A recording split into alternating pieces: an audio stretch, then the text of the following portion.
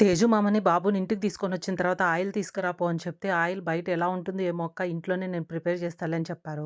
బాబుకైతే మేము nickname Leo అని పెట్టామనమాట. లియోకైతే తేజు మామ ఎంత హెల్ప్ చేస్తున్నాడో దగ్గర దగ్గర 5, 6 టెంకాయలు తీసుకొనొచ్చి వాటన్నిటిని పగలగొట్టేసి ఇలా చిన్న చిన్న ఒప్పులు కోసి అయితే మిక్సీ వేసుకోవాలి ఫస్టు. మిక్సీ కొట్టేసుకున్న తర్వాత మొత్తాన్ని తీసుకెళ్ళి మనం క్లాత్‌లో ఏసేసుకొని మొత్తం బాగా పిండేసుకొని ఇలా వాటర్‌ని అయితే సెపరేట్ చేసుకోవాలి. అందులో నుంచి వచ్చిన వాటర్‌ని. ఈ కొబ్బరి పొడిని కావాలంటే మనం దేనికైనా వాడుకోవచ్చు. ఇలా సెపరేట్ చేసిన వాటర్‌ని నైట్ అంతా అలాగే పెట్టేసేయాలి. నైట్ అంతా అలాగే పెట్టడం వల్ల వాటర్ అంతా కిందికెళ్ళిపోయి కొంచెం మీగడలాగా ఉండేదంతా పైకొచ్చేసింది. ఆ మీగడలాగా ఉండేదాన్ని సెపరేట్ చేసుకోవాలనమాట మనము. ఇప్పుడు వాటర్‌ది అయితే మనకేం యూజ్ ఉండదు. ఈ మీగడతోనే యూజ్ అనమాట. మీగడనైతే బాగా కాంచుతూనే ఉండాలి తిప్పుతూ. చిన్న పెనం సరిపోలేదంట. అందుకే పెద్దదానికైతే షిఫ్ట్ చేశారు. ఫస్ట్ అయితే మంటను కొంచెం ఎక్కువగానే పెట్టేసుకొని దాన్ని కలుపుతూ ఉండాలి. లేదంటే అడుగంటేస్తుంది. అందుకే అలా కలుపుతూనే ఉన్నాడనమాట తమ్ముడు. దాని తర్వాత అయితే కొంచెం కొంచెంగా కలర్ చేంజ్ అయితే అవ్వడం స్టార్ట్ అయింది. లాస్ట్‌కి మనము నెయ్యిని కాంచినట్లయితే వచ్చేసింది.